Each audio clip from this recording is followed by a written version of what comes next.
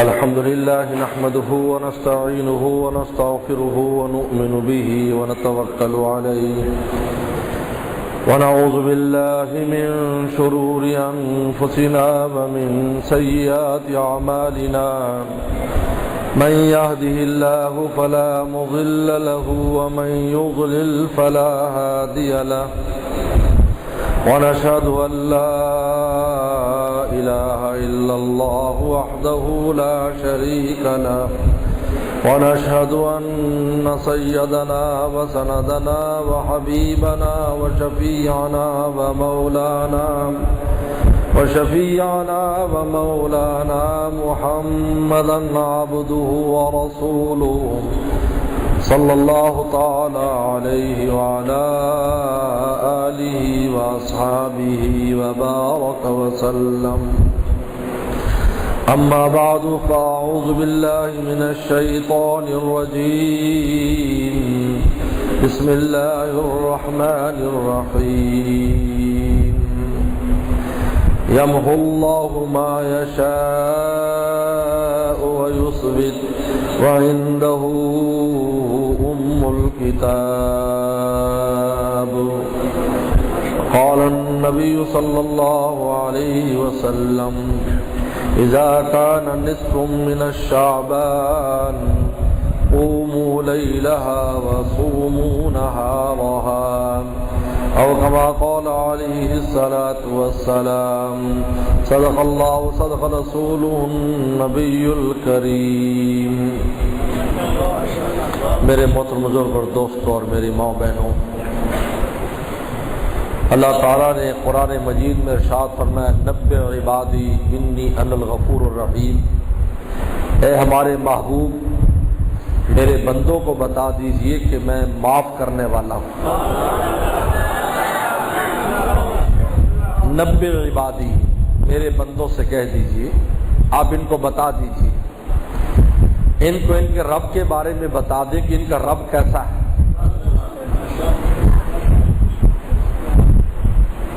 انسان خطا کار ہے، گناہ گار ہے، بیکار ہے، سب کچھ ہے، لیکن مولا ایسا پیارا ہے جب اس کی عنایات ہوتی ہیں تو یہ گندا بہت اعلیٰ ہو جاتا ہے. اس کی عنایات ہے. اس لیے مولانا جلال الدین رومی فرماتے ہیں کہ اللہ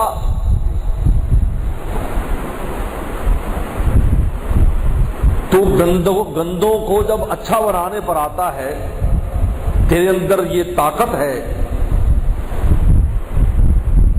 کہ وہ انسان جو ناپاک نطفے سے پیدا ہوتا ہے، جس کے میٹیریل میں گندگی ہے، تو اس سے گندے ہی کام ہونے میٹیریل ایسا ہے.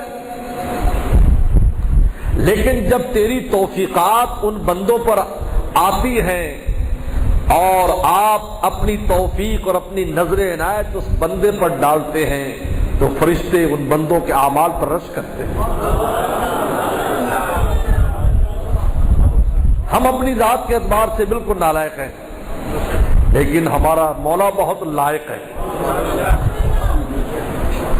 میرے مرشد عارف باللہ مولانا شاہ کی مختار صاحب رحمۃ اللہ فرماتے تھے ہمارا واسطہ ایک ایسے مالک سے پڑا ہے کہ وہ مالک بہت لائق، رحم کرنے والا، محبت کرنے والا، اپنا نام کہیں ودود فرماتے ہیں، کہیں رحیم فرماتے ہیں، کہیں غفور فرماتے ہیں. بلکہ قرآن مجید میں 2 مقام پر اللہ نے غفور کے نام کے ساتھ اپنا دوسرا نام ذکر کیا کہ غفور الرحیم، کہ میں معاف کیوں کرتا ہوں؟ اس لیے کہ میں شان رحمت رکھتا ہوں. میری رحمت تقاضا کرتی ہے کہ میں تمہیں معاف کر دوں. یہ مت سمجھنا کہ تم رو لوگے تو میں معاف کرتا ہوں. میری شان رحمت کی وجہ سے یہ انسان ہے جو اگلے کے جذبات سے متاثر ہو جاتا ہے. اللہ تعالیٰ کی ذات ایسے تاثر سے پاک ہے. فرمایا میرے اندر شان رحمت ہے. اسی وجہ سے اللہ تعالیٰ نے جب عرش بنایا تو عرش کی پیشانی پر کیا لکھوایا؟ بخاری شریف کی حدیث ہے، اللہ تعالیٰ فرماتے ہیں کہ میری رحمت اور میرے غضب میں دوڑ ہوئی. میں نے اپنی غضب اور اپنے رحمت کی دوڑ کرائی، اس دوڑ میں میری رحمت آگے نکل گئی، میرا غضب پیچھے رہ گیا۔ تو عرش کی پیشانی پر کیا لکھوا دیا؟ سبقت رحمتی علی غضبی، کہ میری رحمت میرے غضب سے آگے ہے۔ یہ کیوں لکھوایا؟ کہ کل کو جب میدان محشر میں اور آپ جمع ہوں گے اور اس وقت بری حالت ہوگی اور کوئی پرسان حال نہ ہوگا، پیغمبر بھی نفسی نفسی کریں گے، لیکن عرش کی اس عبارت کے اوپر جب نظر پڑے گی تو بندوں کا کچھ حوصلہ ہو جائے گا کہ اللہ نے یہ اس لیے لکھوایا ہے تاکہ ہم حوصلہ پکڑیں کہ ہمارے ساتھ رحم کا معاملہ کیا جائے گا۔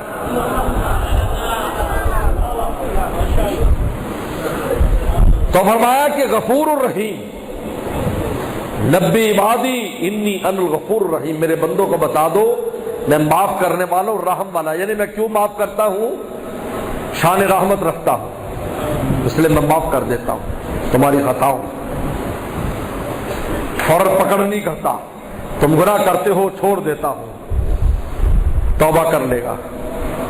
کوئی ایسا وقت آ جائے گا جس میں آج خود معافی کے اعلان ہوں گے، جیسے آج کی رات ہے، سوائے چند لوگوں کے لیے، مخلوقات کے لیے معافی کا عام اعلان ہو جائے گا۔ اور دوسرے مقام پر کیا فرمایا؟ غفور الودود، غفور کے بعد لفظ ودود نازل کیا۔ ودود کا معنی ہے محبت کرنے والا، پیار کرنے والا۔ فرمایا غفور کیوں ہوں میں، تمہیں کیوں معاف کرتا ہوں؟ اس لیے کہ مجھے تم سے پیار ہے، کیونکہ میں نے تمہیں پالا ہے، میں تمہارا رب ہوں۔ اگر تمہارا ابا اور اماں تم سے اس لیے پیار کرتے ہیں کہ ان نے تمہیں پالا پوسا ہے، تو ان سے پہلے تو میں ربا ہوں جس نے تمہاری روحوں کو بھی پالا اور تمہارے جسم کو بھی پالا اور تمہارا ابا بھی بنایا اور تمہاری اماں بھی بنائی۔ اگر ان کے دلوں میں نے محبت پیدا کی ہے تو میرے دل میں تمہاری کتنی محبت ہوگی؟ مادرارا مہر من مختن، اللہ فرماتے ہیں ان ماؤں کو تو محبت کرنا میں نے سکھایا ہے، اگر میں نہ چاہتا تو سانپ بھی تو کی ماں بھی تو ماں ہوتی ہے، اپنے بچوں کو خود کھا جاتی ہے۔ کتنی ایسے جانور ہیں ان کی مائیں اپنے بچوں کو خود کھا جاتی ہے، خود باپ اپنے بچوں کو ہلاک کر دیتا ہے، لیکن ان کے دلوں میں جو میں نے انسان کے باپ اور ماں کی محبت پیدا کی ہے، مادرارا مہر من مختن، ان ماؤں کے دل میں محبت میں نے پیدا کی ہے، تو میرے اندر کتنی محبت ہوگی؟ میں نے گنے کی طرف نگاہ کی، اس میں میٹھا پیدا کر دیا، تو میرے اندر کتنا مٹھاس ہوگا؟ میری تجلی چاند سورج پر پڑی، ان کو ایسی روشنی عطا ہو گئی کہ وہ نکلے تو کہیں اندھیرا نہ رہے، تو خود میری ذات کتنی روشن اور کتنی اللہ میری ذات کے اندر نور اور روشنی ہوگی۔ جب ان کے اندر روشنی میں نے پیدا کر دی، جب اللہ نور السماوات والارض، اس لیے قرآن نے کہا اس پوری کائنات کا نور اللہ تعالیٰ کی ذات ہے، وہ نہ ہو تو اندھیرا ہی اندھیرا ہے۔ تو میرے دوستو، تو اللہ فرماتے بندوں سے کہہ دیجئے میں معاف کرنے والا ہوں، اور میں معاف کرنے کے بہانے پیدا کرتا ہوں۔ یہ بہانہ ہے، آج کی رات ایک بہانہ ہے۔ رسول اللہ نے فرمایا، پیغمبر صلی اللہ علیہ وسلم نے ارشاد فرمایا، مشکات کی حدیث ہے، فرمایا کہ جب نصف شعبان 14 کی دن اور شام کو جب 15ویں شعبان شروع ہوتی ہے، مغرب ہوتے ہی اللہ تعالیٰ کی تجلیات آسمان دنیا پر آ جاتی ہیں، مغرب سے انوارات اور برکات، اور آواز لگتی ہے حل من مستغفر فاغفر له، ہے کوئی معافی مانگنے والا جس کو میں معاف کر دوں؟ یہ اعلان ہو رہا ہے، یہ مغرب سے اعلان ہو رہا ہے کوئی معافی مانگنے والا جس کو معاف کر دوں؟ حل من مسترزق فارزقہ، ہے کوئی رزق طلب کرنے والا جس کو رزق دے دوں؟ حل من مبتلا فعافیہ، ہے کوئی مصیبت میں بیماری میں دکھ میں مبتلا کہ جس کو میں آپ کے دے دوں. میرا دربار آج مغرب سے کھلا ہے. ویسے تو شب آخر میں کھلتا ہے لیکن آج مغرب سے ہی اس رات کو مغرب سے میرا دربار کھلا ہے تاکہ کوئی یہ نہ کہے کہ شب آخر میں تم اٹھ نہیں سکتے. جب اللہ کا دربار کھلتا ہے ہم پر نیند کا غلبہ ہوتا ہے. میں نے مغربی سے کھول دیا دربار کہ آؤ مانگنے والے آؤ, تم رزق سے پریشان ہو, آؤ آج میں تمہارے رزق کے دروازے کھول دوں. تم مصیبتوں سے پریشان ہو, آؤ آج میں تمہارے لیے عافیت کے فیصلے کر دوں. تم گناہوں سے پریشان ہو, آؤ آج میں تمہارے لیے معافی کے فیصلے کر دوں. اور آپ نے ارشاد فرمایا پیغمبر سلام نے, عائشہ صدیقہ رضی اللہ تعالیٰ کی مشہور حدیث ہے کہ آپ جنت البقیع میں گئے, اماں نے دیکھا کہ رسول اللہ بستر پر نہیں ہے, پیچھے گئی, آپ آ رہے. اللہ کے نبی صلی اللہ علیہ وسلم آج کیا ہوا؟ کہ آج 15 شعبان کی رات ہے, آج اللہ تعالی نے آسمان دنیا سے جھانکا ہے اور زمین پر جو انسان تھے ان میں بنو کلب کی بکریوں کے بالوں سے بھی زیادہ انسانوں کو معاف کر دی ہے. یہ بنو کلب وہ قبیلہ تھا, ایک ایک انسان کے پاس کئی ہزار بکریاں تھی, ایک ایک آدمی کے پاس قبیلے کے, ان کی بکریوں کے بالوں کی تعداد سے زیادہ معاف کر دی ہے. آج خود معاف کر دیتے ہیں. یہ ہے شان غفوریت, بشرطے کہ کچھ نالائقیاں نہ ہو. مشرک ہے, کافر ہے, اس کو معافی نہیں ہوتی. قاتل ہے معافی نہیں ہوتی, زانی ہے معافی نہیں ہوتی, شرابی ہے معافی, ہاں توبہ کر لے معافی ہے. قطع رحمی کرنے والا ہے, والدین کی نافرمانی کرنے والا ہے, ان کی معافی نہیں. بہت خطرناک ہے. اپنی شلوار اور ٹخنے سے نیچے جھکانے والا ہے, معافی نہیں ہوتی. اللہ تعالیٰ کو بہت سخت ناگواری اس عمل سے ہوتی ہے. لوگ اس کو معمولی سمجھتے ہیں, نماز کے ٹائم اوپر کر لیا پھر نیچے کر لیا. یہ ایسا نہیں ہے, یہ مستقل اوپر کرنے کی چیز ہے. بخاری شریف میں آتا ہے ما اسفل من الازار فی النار, فرمایا کہ جو ٹخنا جس سے چھپے گا وہ حصہ جہنم میں جائے گا. ایک معمولی سی چیز کے پیچھے اپنے آپ پر جہنم کی مہر لگائے پھرتے ہیں, معمولی سی چیز ہے. میں اونچی شلوار پہنتا ہوں, آج تک کسی نے یہ نہیں کہا مولانا صاحب آپ ہمارے ولیمے میں نہ آنا, آپ اونچی شلوار پہنتے ہو. آج ہماری تقریب میں نہ آنا, آپ اونچی شلوار پہنتے ہو. آج تک مجھے کسی نے نہیں روکا, بلکہ کہا کہ آپ کا لباس تو زیادہ اچھا ہمیں لگتا ہے, اس لیے کہ سنت کے مطابق ہے, اس میں زیادہ نور نظر آتا ہے. وہ مومن کیسا مومن ہے جو رسول اللہ کی سنت کا عاشق نہ ہو؟ کیسا مومن ہے؟ نقش قدم نبی کے ہیں, جنت کے راستے, اللہ سے ملاتے ہیں سنت کے راستے. یہ کتنا خطرناک گناہ ہے. مسلم شریف کی حدیث ہے کہ جو اپنی ازار اور اپنی شلوار ٹخنے سے نیچے کرتا ہے, فرمایا کہ اللہ قیامت کے دن نگاہ رحمت سے نہیں دیکھیں گے, اس سے بات نہیں کریں گے, اس کو پاک نہیں کریں گے. پاک یعنی اس کے گناہ معاف کر کے جنت میں بھیج دیں. یہ معمولی گناہ نہیں ہے, میں اور آپ معمولی سمجھتے ہیں. اس رات میں جن لوگ اس رات میں جب کہ لاکھوں کروڑوں انسانوں کی معافی ہو رہی ہے, اس انسان کی معافی نہیں ہو رہی اپنی چھوٹی سی بدعملی کی وجہ سے. چھوٹی سی بدعملی, جب اگر آپ اوپر شلوار کرو گے اور آپ سے کیوں پوچھیں گے تیری شلوار اونچی, اور تم آگے سے کہہ دو کہ میرے محبوب کی سنت ہے, تو اگلا کوئی آپ پر اعتراض کر سکتا ہے؟ اگر اعتراض کرے گا تو منہ کی کھائے گا, اپنا ایمان بھی بچانا اس کو مشکل ہو جائے گا ایسی بات کر کے. لیکن ہمیں چونکہ مفت میں دین ملا ہے, مفت میں ایمان ملا ہے, اس لیے ہم ناقدری کرتے ہیں. مفت میں ایمان ملا ہے. ہمارے دوست ایک انگلینڈ صاحب نے ہمیں بتایا, ایک انگریز جوڑا مسلمان ہوا, وہ ان کا انٹرویو کرنے گئے, پوچھنے کے لیے گئے کہ تم اسلام لائے ہو, تم کیا فیل کر رہے ہو, آپ کی فیلنگ کیا ہے, آپ کی احساسات کیا ہیں. انہوں نے ایک عجیب بات کی, اس نئے جوڑے نے, وہ انگریز جوڑے نے جو عیسائیت سے مسلمان ہوا, انہوں نے کہا مسلمانوں تم نے کفر کا اندھیرا نہیں دیکھا, اس لیے تمہیں اسلام کی روشنی کی قدر نہیں ہے. ہم اس اندھیرے سے آئے ہیں, پیچھے دیکھتے ہیں جہنم کی آگ نظر آتی ہے. تم تو روشنی میں پیدا ہوئے ہو, اس لیے روشنی کی ناقدری کرتے ہو. اندھیرے کی طرف دوڑتے ہو تم. ہم تو اندھیروں سے آئے ہیں, ہمیں معلوم, ہمیں پوچھو یہ کیسی روشنی ہے, ایمان کی روشنی کیسی ہے جو اللہ نے مفت میں ہمیں دے دی. ہمارے ماں باپ کی برکت سے ماں باپ مسلمان تھے, ہم بھی مسلمان ہو گئے.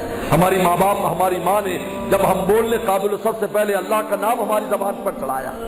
جب تو پیدا ہوا تو مولانا صاحب نے سب سے پہلے خدا کا نام تیرے کان میں ڈالا یا نہیں ڈالا؟ بچہ پیدا ہوتے ہی خدا کا نام اس کے کان میں ڈالا جاتا ہے, اور جب بولنے کے قابل ہوتا ہے تو اس کی زبان پر خدا کا نام چڑھایا جاتا ہے.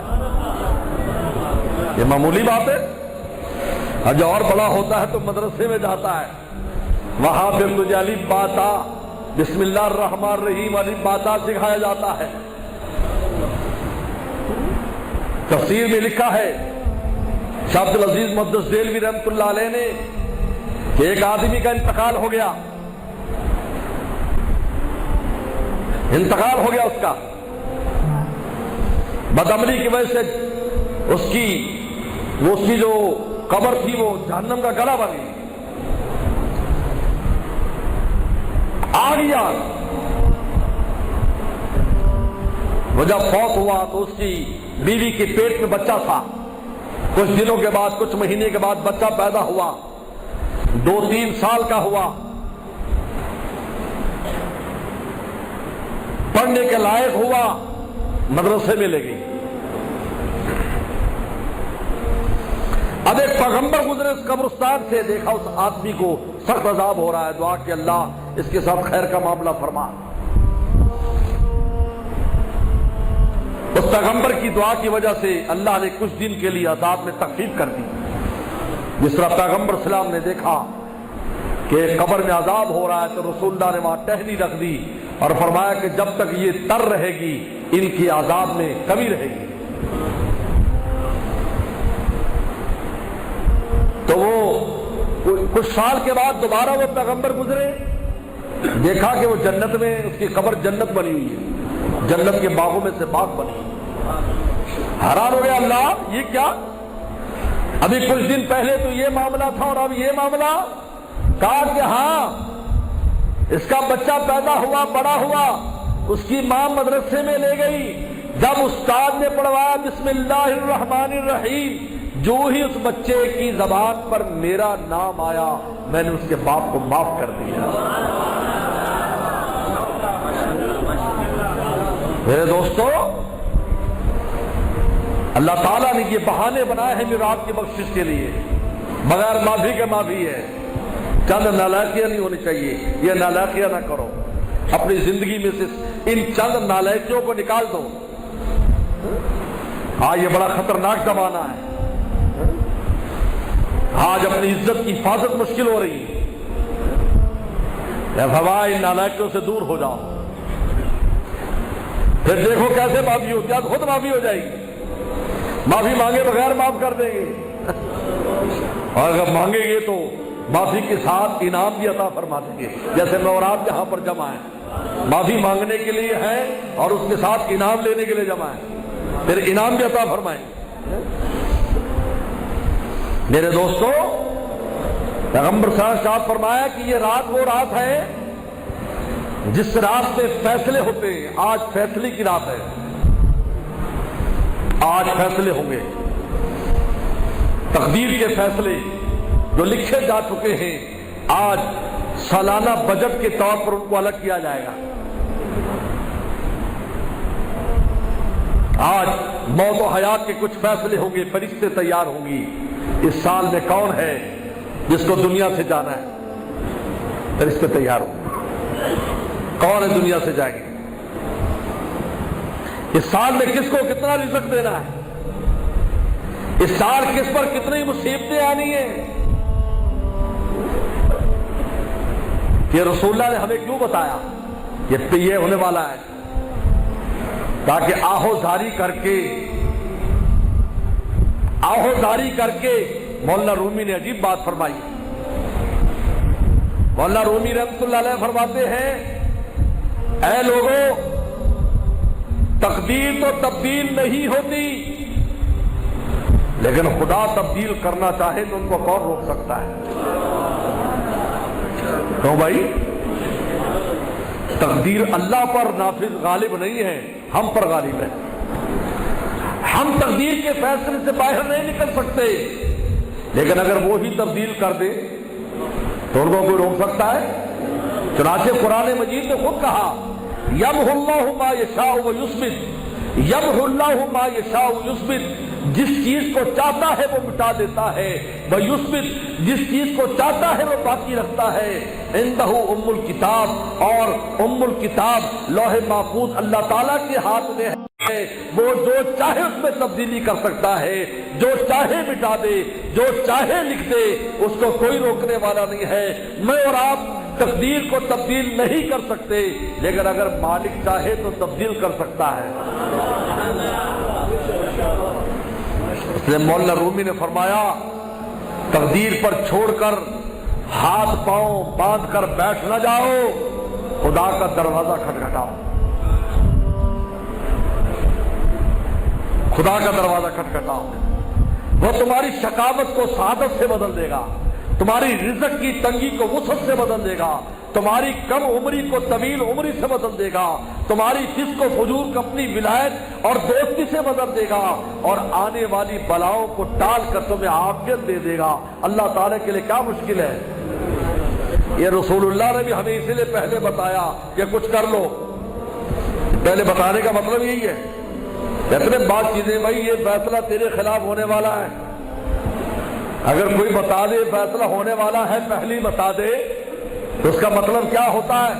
تمہیں اشارہ دے رہا ہے بھی کوئی جک لگتا ہے تو لگا لے، کوئی کوشش ہو سکتی ہے تو کر لے۔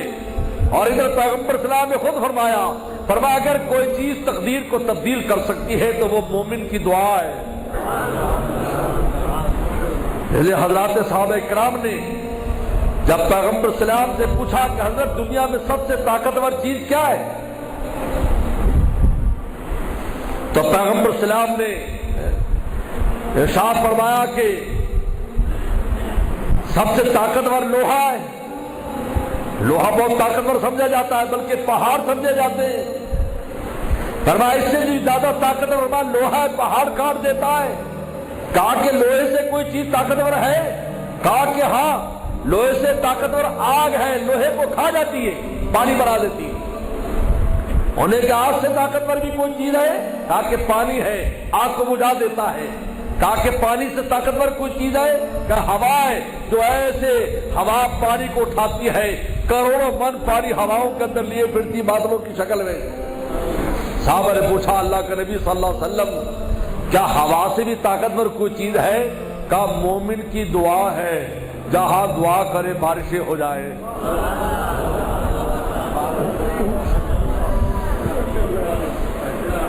جس طرح مدینہ شریف میں ایک صحابی سفر سے آ رہے تھے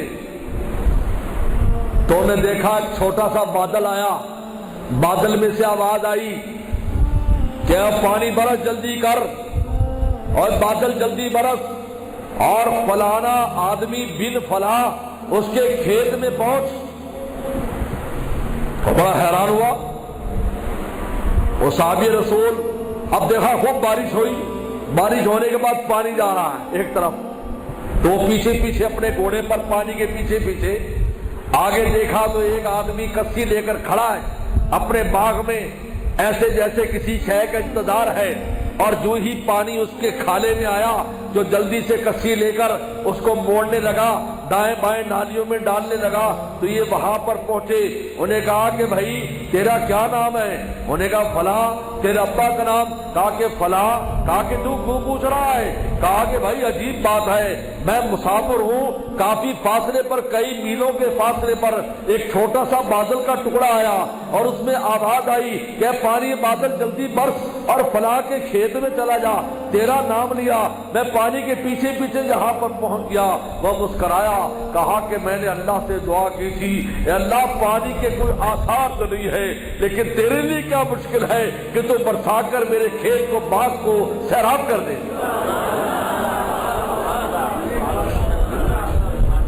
میرے دوستو، اور اللہ تعالیٰ اس آیت کو بھی قرآن میں اس لیے نازل کیا، یمحو اللہ ما یشاء، جو چاہے مٹا دے۔ ہمارے لیے شقاوت لکھی ہے، ہم گڑ گائے اس کو سعادت میں بدل دیں۔ چنانچہ قوم یونس کا واقعہ قرآن مجید نے خود بیان کیا، اللہ قوم یونس، کہ ہمارا عذاب جب کسی قوم پر آ جاتا تھا تو پھر چھوڑتا نہیں تھا، لیکن قوم یونس پر آیا اور ہم نے دیکھا کہ عذاب آ رہا ہے۔ یونس السلام چلے گئے ناراض ہو کر کہ قوم ایمان نہیں لاتی، اور مچھلی کے پیٹ میں اللہ تعالی نے کہا مجھے پوچھے بغیر کیوں گئے، مچھلی کے پیٹ میں قید کر دیا، ادھر قوم پر عذاب آ گیا۔ قوم نے نبی سے مانتے بھی نہیں تھے، لیکن یہ بات سنی ہوئی تھی کہ مولا کو منانا کیسے ہے، یہ بات سمجھی ہوئی تھی، پھر نالائق لیکن اتنی بات سمجھی ہوئی تھی۔ اب سمجھ استعمال کی، جلدی سے اپنے بچوں کو، عورتوں کو، جانوروں کو لے کر جنگل میں چلے گئے اور رونا شروع کر دیا، اللہ معاف کر دے، معاف کر دے، معاف کر دے۔ اللہ تعالیٰ نے عذاب کو اٹھا لیا۔ قرآن نے کہ اللہ قوم یونس، کہ قوم یونس نے ہمارے سامنے اتنی آہوزاری کی کہ ہم نے اپنے فیصلے کو تبدیل کر دیا، اور ادھر یونس السلام کو مچھلی کے پیٹ سے نکالا اور ان کو بھیجا، سب ان کے ہاتھ پر ایمان لے آئے۔ میرے دوستو، آج اللہ تعالی نے یہ مبارک رات بنائی ہے جس میں ہماری مغفرت کا فیصلہ ہے، اور یہ رات اس اعتبار سے بڑی اہمیت کے حامل ہے کہ آج تقدیر کے فیصلے بھی ہونے ہیں۔ کتنے لوگ تھے جو پچھلے سال ہمارے ساتھ تھے، آج ہمارے ساتھ نہیں ہیں۔ حضرت مجدد الافسانی رحمۃ اللہ علیہ خود فرماتے ہیں، اپنے گھر والوں سے کہا، سنو، لوگ کہتے ہیں کہ یہ پتا گر جاتا ہے، یہ گر جاتا ہے، ایسی باتیں، ایسی بات نہیں، میں نے خود دیکھ لیا ہے کہ میرا پتا گر چکا ہے، اسی سال حضرت کا انتقال ہو گیا، خود فرمایا۔ لیکن میرے دوستو، ہم آہوزاری کریں، سب سے پہلے تو ان کو منائیں، اپنی خطاؤں پر ان سے معافی مانگے، وہ خوش ہو جائے۔ جب مومن بندہ اللہ کے سامنے روتا ہے تو اللہ تعالیٰ فرماتے ہیں لَعَلِيلُ الْمُذْنِبِينَ أَحَبُّ إِلَيَّ مِنْ زَجْرِ الْمُسَبِّحِينَ، کہا کہ رونے والوں کی جو آواز ہے مجھے تسبیح والوں کی آواز سے زیادہ پیاری لگتی ہے، زیادہ پیاری لگتی ہے۔ جہاں آہو پکار کرتا ہے، بندہ روتا ہے اور اس کے آنسو گرتے ہیں نا، یہ کہتے ہیں دو قطرے اللہ کو بہت پسند ہیں، ایک مجاہد کا قطرہ جو شہادت کے وقت گرتا ہے، اور ایک گناہگار کا قطرہ جو ندامت میں رونے کے وقت گرتا ہے۔ یہ دو قطرے خدا کو بہت پسند ہیں، اور دو آنکھیں بہت پسند ہیں، ایک جو اللہ کے خوف سے روتی ہے اور ایک جو سرحد کے اوپر رات کو پہرا دیتی ہے۔ فرمایا یہ دو آنکھیں ایسی آنکھیں ہیں کہ ایک خوف سے رونے والی اور ایک سرحد کے اوپر پہرا دینے والی، کہ قیامت کے دن ان آنکھوں کو اللہ کوئی ایسا منظر نہیں دکھائیں گے جس سے اس کو ڈر لگے اور خوف، کیونکہ دنیا کے اندر ہی ان آنکھوں سے اس خوف کو دیکھ چکا ہے، دنیا ہی کے اندر۔ اب اللہ آخرت میں کوئی خوفناک چیز کو نہیں دکھائیں گے بلکہ رحمت کے نظارے کرائیں گے۔ تو میرے دوستو، اللہ تعالیٰ نے ہمیں اگر موقع دیا ہے اور زندگی دی ہے، ایک تو ہم اپنے آپ کو تبدیل کرنے کا فیصلہ کریں، یہ جو غفلت کی زندگی سے توبہ کریں، یہ بیٹھے بیٹھے توبہ کریں، کوئی لمبی چوڑی شرطیں نہیں ہیں، بس عزم چاہیے، ہم دل میں یہ عزم کر لیں کہ ہم اللہ گناہ نہیں کریں گے، اللہ کو ناراض نہیں کریں گے، ابھی ابھی کر لیں گے، معافی ہو جائے گی، ابھی بڑے سے بڑا گناہ بھی ہے تو معاف، یعنی وہ بھی معاف کرنے کو تیار ہے اور ہم بھی معافی مانگنے کے لیے تیار ہیں، تو دونوں جانب سے اشارے ہو چکے، ہم تمہارے تم ہمارے ہو چکے۔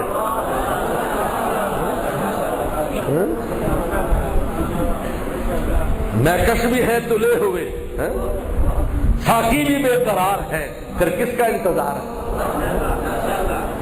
وہ بھی معاف کرنے پر تجلیات الہی آئی ہماری معافی کے لیے، ہم بندے بھی بیٹھے ہیں، لیکن عزم چاہیے، اللہ جو ہے اندھا نہیں کریں گے، اندھا نہیں کریں گے۔ ابھی تو ہمیں پکا دل میں عزم کرنا ہے، اللہ اندھا آپ کوئی نالاکی نہیں کریں گے، جو ہوا اب معاف کر دیجیے ہمیں، تاکہ خدا جو رحمت اس رات میں نازل ہونی ہے ہماری بھی جھولی میں ان میں سے حصہ پڑ جائے۔ گناہ کے اوپر جم جانا بہت خطرناک چیز ہے، اسی حالت میں موت آ جائے گی، خدا کو کیا منہ دکھائیں گے بتائیے؟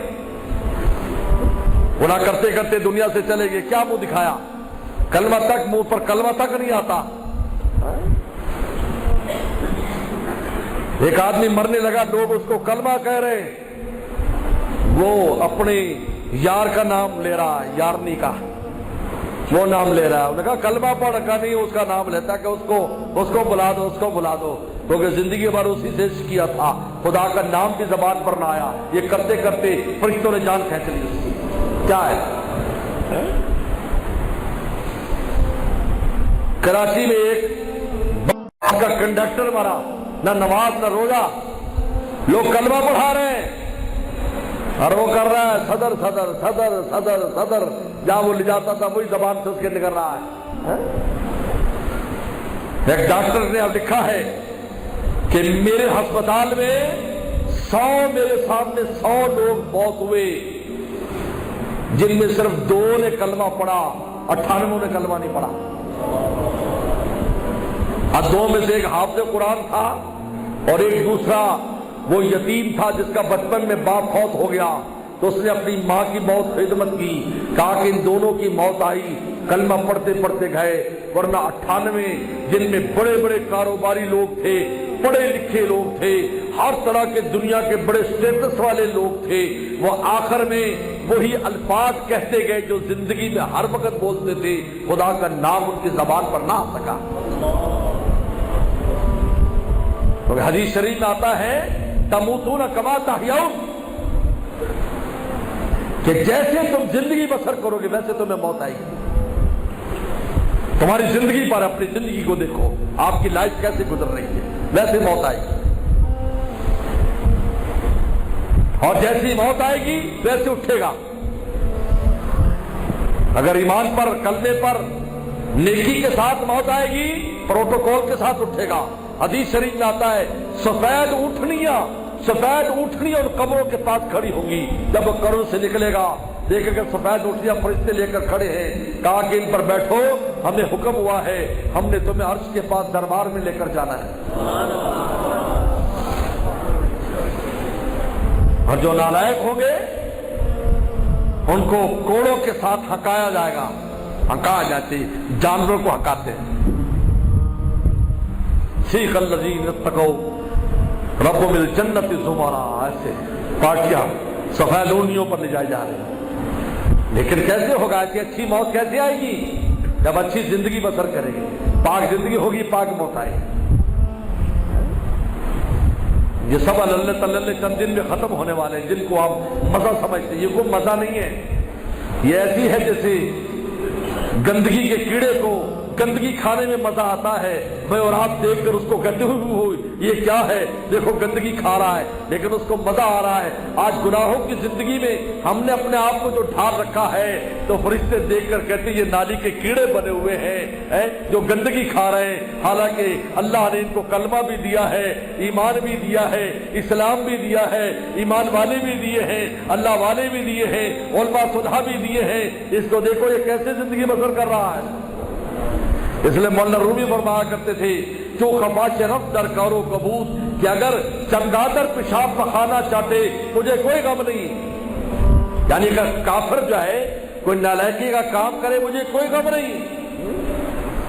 بعض سلطان دیدارا بارے چبود، یہ جو سلطانے، یہ جو بادشاہ کا باز ہے، مومن بادشاہ اللہ کا باز ہے، یہ جو بادشاہ کا باز ہے یہ جب نالائکی کرتا ہے مجھے افسوس ہوتا ہے کہ خدا کا نام لینے والا، رسول اللہ پر ایمان رکھنے والا، اللہ رسول کی محبت بھی دل میں رکھتا ہے، ایمان بھی رکھتا ہے، اور پھر وہ کام کرتا ہے جو کافر کرتے ہیں. اس لیے قرآن مجید نے کیا کہا کہ جب کفار کو جہنم میں ڈالا جائے گا تو ایمان والے جنتوں سے جھانکیں گے اور پوچھیں گے کیا ہوا، کیسے جہنم میں چلے گئے؟ کہا کہ لم نکو من المصلین، کہا کہ ہم نمازیں نہیں پڑھا کرتے تھے. یہ وہ کہیں گے، کفار کہیں گے جو جہنم میں ڈالے جائیں گے. کیونکہ رسول اللہ نے فرمایا کہ نماز مومن اور کافر کے درمیان فرق کرنے والی ہے. نماز سے پتہ چلتا ہے یہ مسلمان ہے، اگر نماز نہیں پڑھتا تو کیا پتہ چلے گا یہ مسلمان ہے؟ کسی کے ماتھے پر لکھا ہوا لم نکو من المصلین وَلَمْ نَكُنْ نُطْعِمُ الْمِسْكِينَ، ہم مسکینوں کو کھانا نہیں کھلاتے تھے، نہ زکوٰۃ دیتے تھے، نہ صدقے کرتے تھے، نہ خیرات دیتے تھے، نہ عشر دیتے تھے، نہ فطرانہ دیتے تھے، ہم غریبوں پر خرچ نہیں کرتے تھے، اس لیے ہم جہنم میں پہنچ گئے۔ وَكُنَّا نَخُوضُ مَعَ الْخَائِضِينَ، اور جو دین کے خلاف باتیں کرتا، علماء کے خلاف باتیں کرتا، مدرسوں کے خلاف باتیں کرتا، اللہ والوں کے خلاف باتیں کرتا، ہم بھی ان کے ساتھ مل کر خوب تبصرے کرتے، لیکن آج اس چیز نے ہمیں جہنم میں پہنچا دیا۔ قرآن مجید کی نص ہے۔ انسان اس زبان کو سنبھال کر رکھے، جس چیز کو تم جانتے نہیں اس کے بارے میں بولو مت۔ قرآن نے خود کہا لا تقف ما لیس لک بہ علم، اس چیز کے پیچھے مت پڑ جس کو تو جانتا نہیں ہے۔ اگلے کہہ دو بھائی مجھے کوئی معلومات نہیں، آپ جو بات کر رہے ہیں ہمیں نہیں اس کے بارے میں پتا، آپ مت ایسی بات کرو۔ صاحب کہہ دو یہ طریقہ ہے، مومن کا یہ طریقہ ہے۔ اذا خاطب الجاہلون قالوا سلاما، جاہل مخاطب ہو کہا کہ السلام علیکم، ہمارا تمہارے ساتھ کوئی بات نہیں ہوا، ہم جانتے نہیں ہیں، آپ جس کے بارے میں بات کر رہے ہو ہم نہیں جانتے اس کے بارے میں، آپ کیوں ایسے ہمیں اپنے ساتھ شامل کر رہے ہو اس گناہ میں؟